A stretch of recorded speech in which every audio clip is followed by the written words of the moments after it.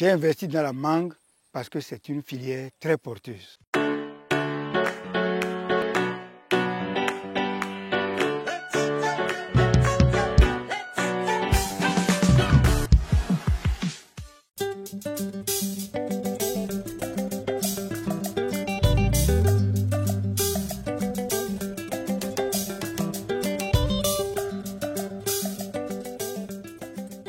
L'arboriculture fruitière, de façon générale, et la mangue en particulier, constitue la filière locomotive de l'Agence territoriale du développement agricole, pôle 5, située dans le Zou Koufo. Cette filière englobe environ 200 producteurs et pépiniéristes qui y sont engagés. À ce jour, nous avons 356 hectares des deux variétés Amélie et Kent, pour un rendement moyen de 4 tonnes à l'hectare. En termes de perspective pour cette filière au niveau du pôle 5, il s'agit d'abord d'acquérir 250 000 plants pour le compte des variétés Amélie et Kent en vue de l'installation de 1250 hectares de nouvelles plantations au niveau des pôles 2, pôle 3, pôle 4 et pôle 5 et de subventionner ces plants à hauteur de 80% au profit des producteurs. On m'appelle Ouessou Paul, je suis ingénieur télécom et quand j'ai commencé la retraite, j'ai commencé par m'investir dans l'agriculture tout simplement parce que dès le bas âge, mon papa étant donc un agriculteur, m'a donné le goût de l'agriculture. Que dès ma retraite, je me suis lancé dans l'agriculture et notamment la filière mangue qui est une filière très porteuse.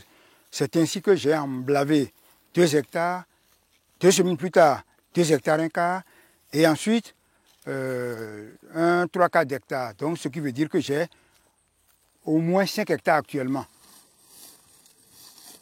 Les critères qui ont guidé le choix du promoteur Ouessou Paul se présentent comme suit. C'est un producteur qui est ouvert aux différentes innovations en matière de production de mangue, notamment l'adoption des systèmes d'irrigation pour faire face à la sécheresse, l'association culturelle.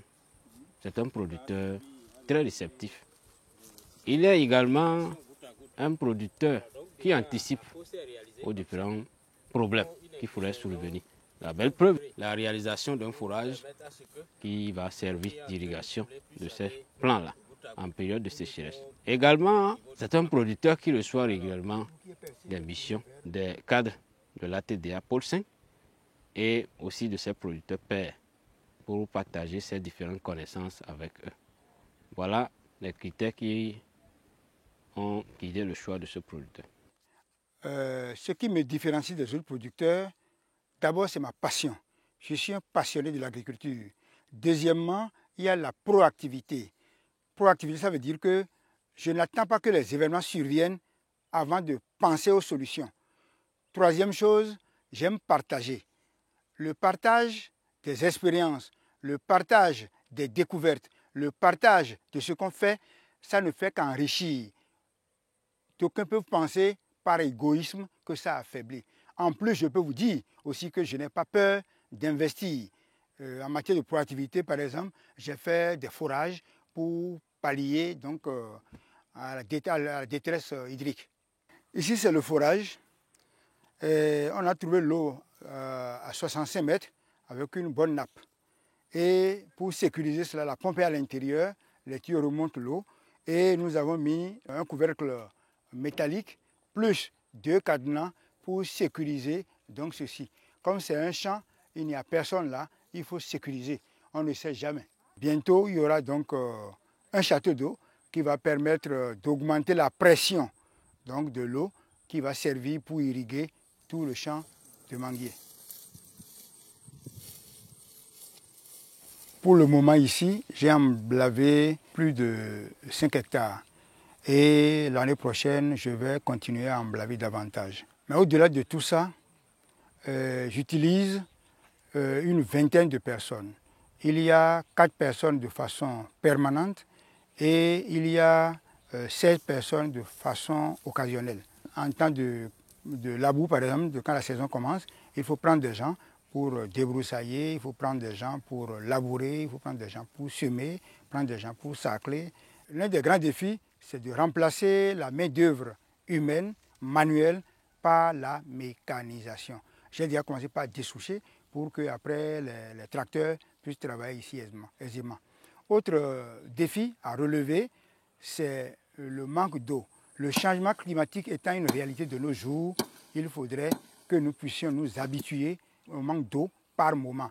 Et à cet effet-là, le forage est fait, il reste le château d'eau à faire et la canalisation pour permettre une irrigation aisée.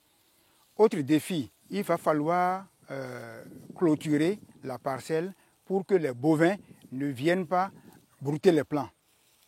Autre chose, quand ces plants vont rentrer en production, il faudrait aussi que la clôture puisse préserver des maraudeurs.